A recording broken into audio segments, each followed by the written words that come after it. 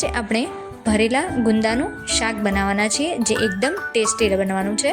તો એના માટે સૌથી પહેલાં આપણે મસાલો રેડી કરવાનો છે. તો 3 થી 4 ચમચી જેટલો ચણાનો લોટ લઈ લેવાનો છે અને એને આપણે 4 થી 5 મિનિટ માટે શેકી લેવાનો છે.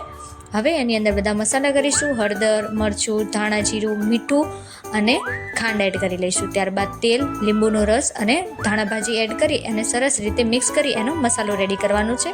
હવે આપણે જે ગુંદા છે એના ડીટીયાનો ભાગ કાઢી એને દસ્તાની મદદથી થોડા ફોડી અને મીઠાવાળી આંગળી કરી જે ચીકાશવાળા બિયા અને ચીકાશ છે એને આપણે કોરા કરી લેવાના છે, એટલે ગુંદા એકદમ સરસ કોરા થઈ જશે. હવે જે મસાલો રેડી કર્યો હતો એ આ રીતે એકદમ દબાવીને ગુંદાની અંદર ભરી લેવાનો છે.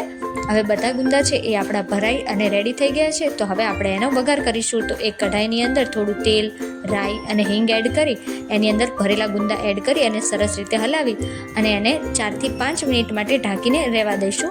તો 4 થી 5 મિનિટ બાદ તમે જોઈ શકો છો કે ગુંદા એકદમ સરસ રીતે ચડી ગયા છે. જો થોડો મસાલો વધ્યો તો એ એની અંદર એડ કરી આપણે એને 2 મિનિટ માટે થવા દઈશું. તો રેડી છે આપણા એકદમ ટેસ્ટી એવા ભરેલા ગુંદાનું શાક.